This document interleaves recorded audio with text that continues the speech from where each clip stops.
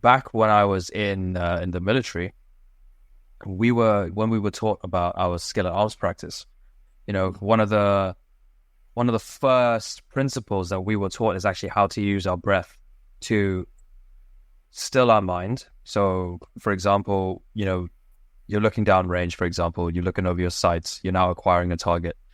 You are scanning your environment, right, for, potentially additional threats, or you're just assessing the situation before you're acquiring and you're picking up your sights, and you're aligning it with your target. We're using breath to bring attention to the front post. So imagine let's use this as the analogy. So whatever it is you're trying to bring attention to, whatever the situation is, you are now setting your sights on that target to align.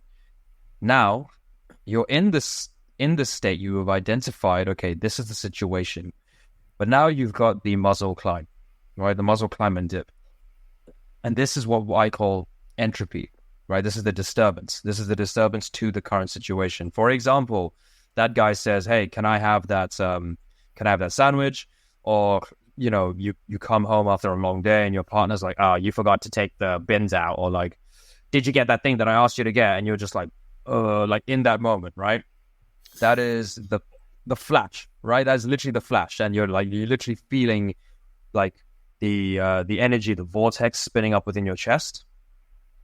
In that moment, okay, what we were taught is you take a nice inhale through the nose, fill the lungs, okay, because now what's happening is we're massaging this area, we're creating space, we're expanding the lungs, we're expanding the thoracic region, okay, and now you've got this nice, big, elevated climb. You hold that space for a split second, and slowly exhaling through the nose, and you come to a nice flat line, right? You've now established a baseline where all conscious thought becomes a lot easier to process. It becomes easier to select your words. It becomes easier to take action.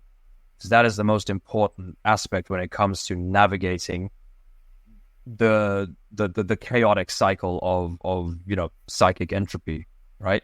All the Danco followers will know exactly what I'm talking about here. So you are in this space, and now you've created this expansive sphere, and you've let it collapse and deflate, and it's come back to baseline. Now there's no wiggle room, right? We're not going, we're not raising, we're not dipping, we're just simply at baseline. Then it's easier to pick your words and say, "Hey, you know what, man? I really had a bad day. I'm really hungry. I've been looking forward to this meal like the entire day. No offense. Hope you don't take any offense, but I'm also first in queue. So when you're next in queue, and if you get here before me, all yours." Or, "Yeah, babe, you know what? I didn't take the bins out. Sorry about that.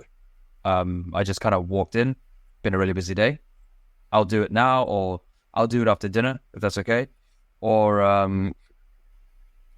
"Oh yeah, I clean slipped my mind. Had a really busy day. I've been really hungry. Just not in the right headspace. But I'll go get it first thing tomorrow, or I'll go out and get it now." Right? It's so much easier to then essentially create that action.